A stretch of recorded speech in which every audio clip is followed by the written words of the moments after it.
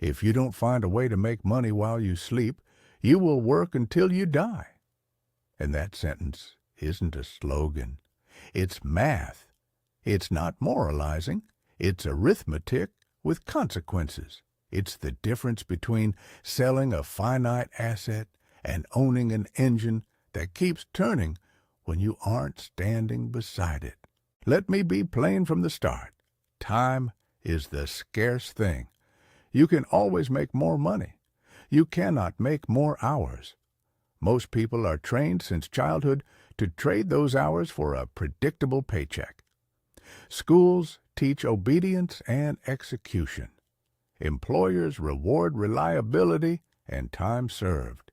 The system rewards being useful on demand. That's comfortable. It's also a trap. Picture it like this. Imagine you own a store with exactly 24 items for sale every day. When they're gone, the day is over. Now imagine someone else owns a machine that, once set up, produces new items every hour without their constant presence. Which owner will see their wealth grow faster? That's the math behind the warning. Selling your time is the 24-item store. Ownership, equity, and systems is the machine. Most of you watching are honest, hard-working people. Maybe you're stuck in a job that pays the bills. Maybe you feel the itch to build something, or maybe you simply want time back to spend on your family or your own projects. I say this with affection, not judgment. You don't need to quit tomorrow. You need to change the operating system in your head. Keep your job if you must, but begin to act like an owner in your spare hours. If this line landed for you, hit subscribe and grab the 9-lesson checklist in the description. It'll help you track the small, practical moves you'll hear in the next hour. Let's dig into the math. When I talk about make money while you sleep, I'm pointing to structural forces that favor owners. There are 3 of them I want you to understand clearly, simply, and painfully. Tax treatment, inflation, and repricing, and the difference between linear and exponential returns. First, the tax tilt. Across many economies, the system often treats income generated by capital more favorably than income from labor. Now, I won't sit here and quote exact rates. Those change and vary by jurisdiction, but the pattern is consistent enough to matter. Wages are taxed at the point of receipt. Capital gains, dividends, returns on businesses, and the growth of assets are often deferred, sheltered, or taxed in ways that allow owners to benefit from compounding before the taxman takes his share. That means the owner gets to keep more of the growth while wages get clipped each payroll. Think of it as 2 soldiers in a field. The wage soldier gets hit every time he takes a step forward. Payroll tax, income tax, and frequent withholdings. The owner soldier steps forward and can let his forces multiply before suffering the same friction. That advantage, repeated year after year, is not trivia. Over decades, it becomes material. Next, inflation and repricing. Prices for assets, real estate, companies, commodities tend to revalue faster than individual wages adjust. Businesses can raise prices, adjust product mixes, cut costs, and pass along inflation in ways an individual paycheck often cannot. Wages are sticky, they trail. If inflation runs hot, the assets you already own often inflate with it, while your hourly paychecks catch up slowly. That's why owning things can serve as a hedge against inflation, while pure labor income is exposed to lag. Third, and most important for most people, linear versus exponential. Selling your time is linear. If you work 1 more hour, you get one more hour's pay. If you stop working, that income stops. Ownership is different. A small equity stake in a business that grows compounds. Revenues multiply, profits rise, and because of compounding, the engine gets stronger without your constant presence. Let me offer a simple, illustrative example. Imagine two people, Sam and Pat. Sam sells time. Sam makes $50 an hour and works 40 hours a week, year after year. No raises for simplicity. Sam's income is capped by hours. Pat starts with a small business or an equity stake. Pat invests $10,000 in a venture that returns 8% a year, compounding. In the first year, Pat earns $800. In year 10, Pat's investment is worth about $21,000, producing nearly $1,700 a year, more than double the starting income from the same initial money. And that keeps compounding. Sam's income still depends on being there in person. Pat's income grows even while asleep. These are tiny numbers, but the principle scales. I want to be clear. None of this guarantees a comfortable life. Investments decline as well as rise. Not every small business survives, but the mathematics favors ownership because it allows compounding and differential tax treatment, and because it reprices in ways labor does not. Here's a practical next step from this section. Start tracking the finite hours you currently sell. Write down how many hours you work and what you earn per hour after taxes and out-of-pocket costs. Then write down a small ownership experiment you can launch in the next 3 months. A tiny equity investment, a product, or a digital asset that can be shared without your continuous time input. Keep it small. The aim is to switch a fraction of your productive hours from linear wage production to building something that can one day compound. Now let's talk about the other side of the ledger. Why, despite the math, people stay in the employee habit. This is the psychology of the paycheck, and you'll find it more stubborn than policy. 3 human drivers keep people chained to hourly wages: salary as a dopamine drip, the busy badge, and social validation through titles. First, salary addiction. There are biological rhythms that favor small, frequent rewards. A regular paycheck is a steady supply of dopamine and serotonin. It tells your brain, survive. The problem is the paycheck becomes not just nourishment, but a reward system. It encourages short-term thinking, risk aversion, and an aversion to the uncertain early stages of building. Entrepreneurship is messy. The paycheck is clean. The mind prefers clean. Second, the busy badge. In many workplaces, being busy is a signal of value. People wear their long hours like a medal. But busy is not the same as productive. It's possible to be endlessly busy chopping wood with a blunt axe while someone else invents a chainsaw and finishes the work in an afternoon. The chainsaw is systems thinking, productizing your work so that output multiplies without the same input. Third, status and titles. The promotion, the corner office, the company car, they come with social approval. These are golden handcuffs. People sometimes choose a promotion that increases short-term pay and prestige but tightens their future freedom. A higher salary can create larger obligations, mortgages, school choices, lifestyle inflation, which in turn make the person less likely to take the risk needed to shift toward ownership later. The status that feels like progress can be a trap when it cements dependence on a paycheck. A small story will help. There was a woman I'll call Claire, a talented product manager at a large firm.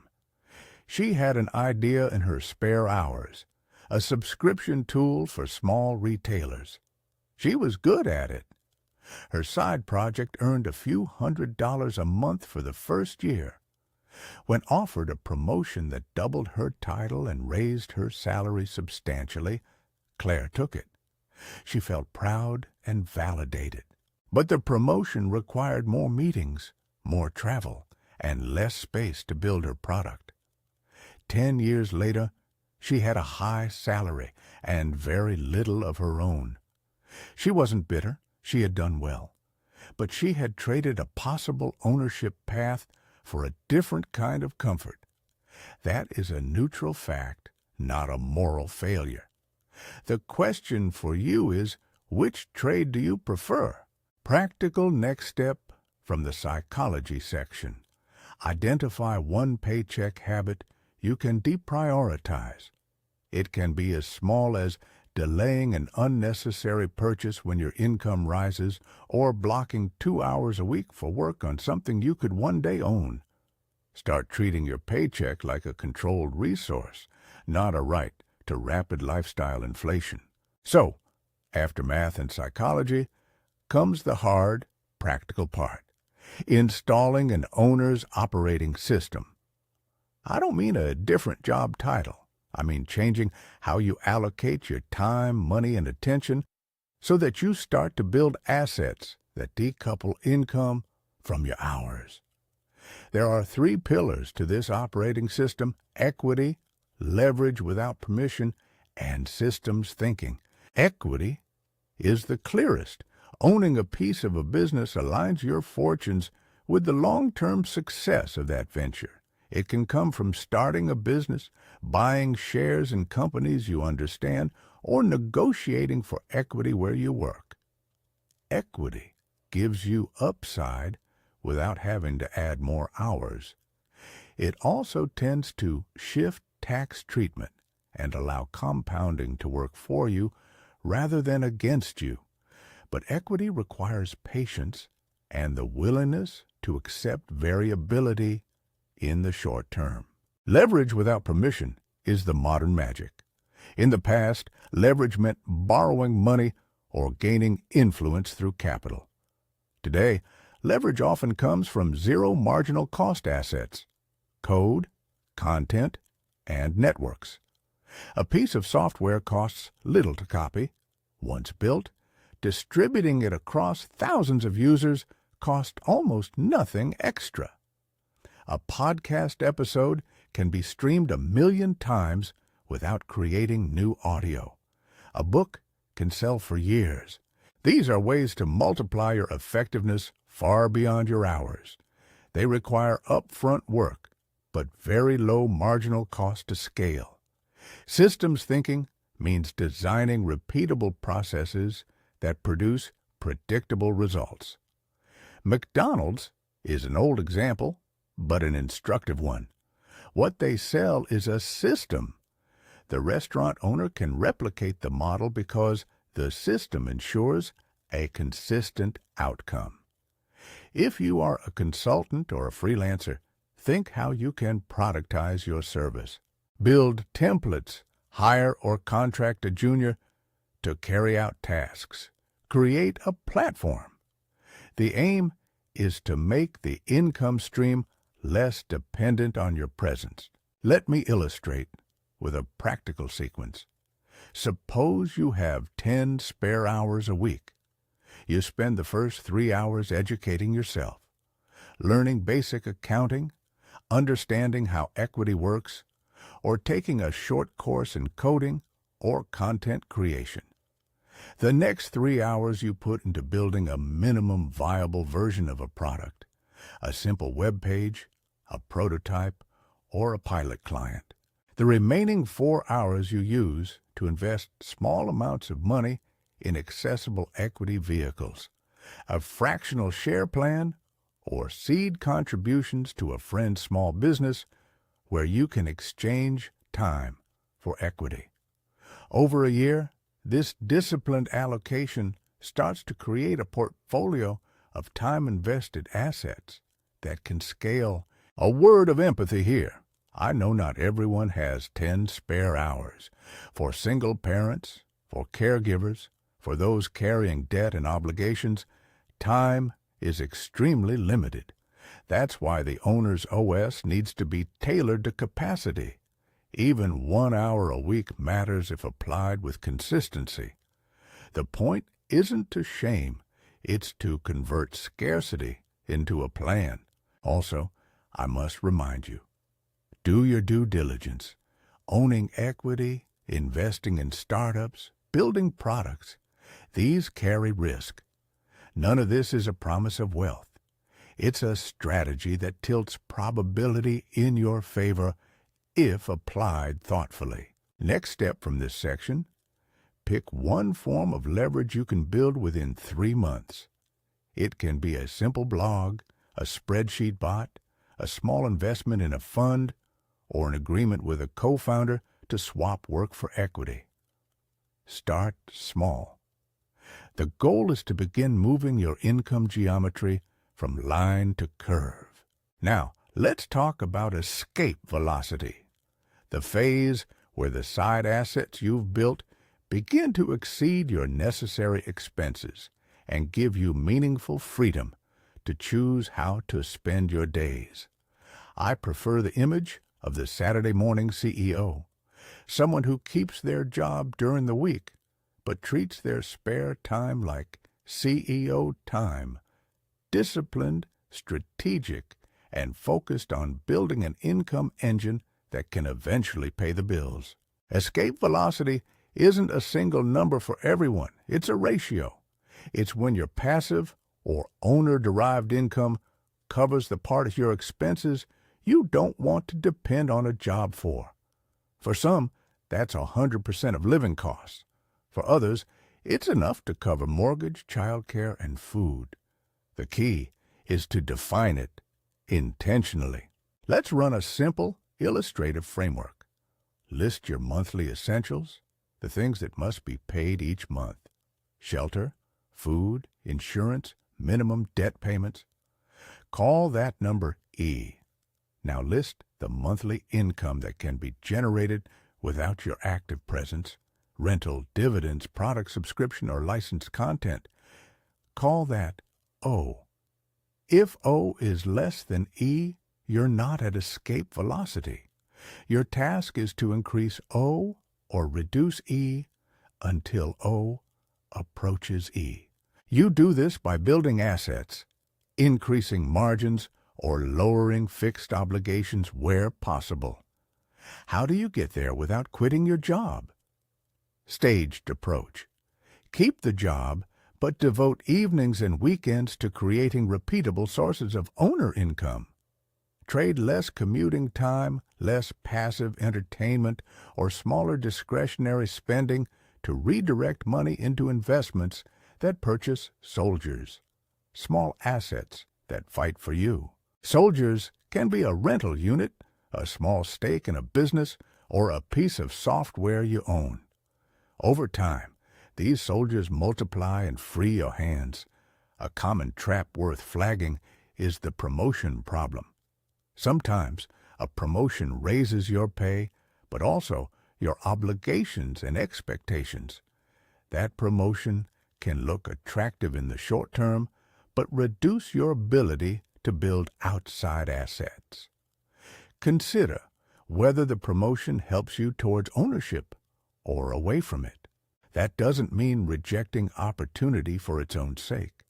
It means evaluating whether the role adds equity-building capacity or increases your fixed lifestyle and time constraints. In many cases, a lateral move that gives more autonomy or equity might be preferable to a title bump that consumes your nights and weekends. A practical micro-plan for escape. Month 1. Track your essentials and define E. Month 2. Commit to one small asset to build, a website, a product, an investment tranche, and schedule 2 focused hours weekly to it. Month 3. Automate one process. Set up a transfer to invest X monthly into an asset or open an account that allows fractional ownership. Month 6, reassess O and iterate. The key is small, consistent increments, not heroic overnight leaps.